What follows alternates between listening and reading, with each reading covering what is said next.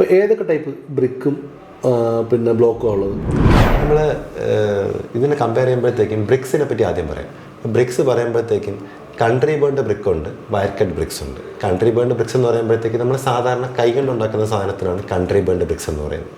Wire cut BRICS എന്ന് പറയുമ്പോഴത്തേക്കും അത് മെഷീൻ പ്രസ് ചെയ്ത് വരുന്ന ബ്രിക്സിനാണ് വയർ കട്ട് ബ്രിക്സ് എന്ന് പറയുന്നത്. ഇതിനകത്ത് എപ്പോഴും ലോഡ് ക്യാരിങ് കപ്പാസിറ്റി കൂടുതൽ വരുന്നത് വയർ കട്ട് ബ്രിക്സിനായിരിക്കും. മെഷീൻ പ്രസ് ചെയ്ത് വരുന്ന ബ്രിക്സിനായിരിക്കും ലോഡ് ക്യാരിങ് കപ്പാസിറ്റി കൂടുതൽ. അപ്പോൾ ഒരു ബെറ്റർ ഓപ്ഷൻ എന്ന് പറയുന്നത് എപ്പോഴും വയർ കട്ട് കല്ലുകൾ തന്നെയാണ്.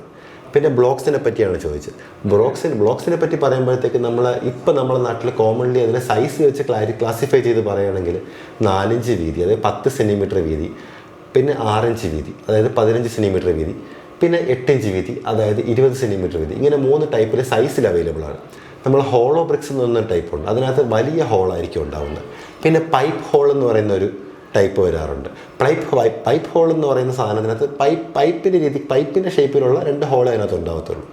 പിന്നെ വരുന്നത് സോളിഡ് ബ്ലോക്സ്. ഇതിനകത്ത് സോളിഡ് ബ്ലോക്ക് എന്ന് പറയുന്ന സാധനമാണ് നമുക്ക് ഏറ്റവും നല്ലത്. ഇപ്പോൾ നമ്മളൊരു വീട് വെക്കുന്ന സാഹചര്യം പറയുകയാണെങ്കിൽ, ഇപ്പോൾ ഒരാൾക്കൊരു 2 നില വീട് വെക്കണമെന്ന് വിചാരിക്കും. അപ്പോൾ അതിനകത്ത് നമുക്ക് ഏത് ബ്ലോക്കാണ് നമ്മൾ കൂടുതൽ ഓപ്റ്റ് ചെയ്യേണ്ടത്, നമ്മൾ സ്പാൻ അനുസരിച്ചിട്ടാണ് തീരുമാനിക്കുന്നത്. നമ്മളൊരു സാധാരണ നിലയിലുള്ള ഒരു വീട് നമ്മൾ ചെയ്യുമ്പോഴത്തേക്കും ഒരുപാട് സ്പാനിങ്ങും കാര്യങ്ങളൊന്നും വരാത്ത ഒരു മിനിമൽ രീതിയിലുള്ളൊരു വീട് വെക്കുന്ന ഒരു കേസ് എടുക്കുകയാണെങ്കിൽ നമ്മൾ താഴത്തെ നിലയിൽ 8 ഇഞ്ച് കല്ല്, അതായത് 20 സെൻറ്റിമീറ്ററിന് സോളിഡ് ബ്ലോക്ക് ഉപയോഗിക്കാനായിരിക്കും റെക്കമെൻഡ് ചെയ്യുക. ഫസ്റ്റ് ഫ്ലോർ വരുമ്പോഴത്തേക്കും 8 ഇഞ്ചിൽ പോയാൽ അത്രയും നല്ലത്, അതായത് 20 സെൻറ്റിമീറ്റർ വീതിയിൽ പോയാൽ അത്രയും നല്ലത്. പിന്നെ തീരെ നിവൃത്തിയില്ല, ബഡ്ജറ്റിന് എന്തെങ്കിലും ഇഷ്യൂ ഉണ്ട്, അങ്ങനെയൊക്കെ ഉണ്ടെന്നുണ്ടെങ്കിൽ നമുക്ക് 15 സെൻറ്റിമീറ്റർ സോളിഡ് ബ്ലോക്കിൽ പോവുക.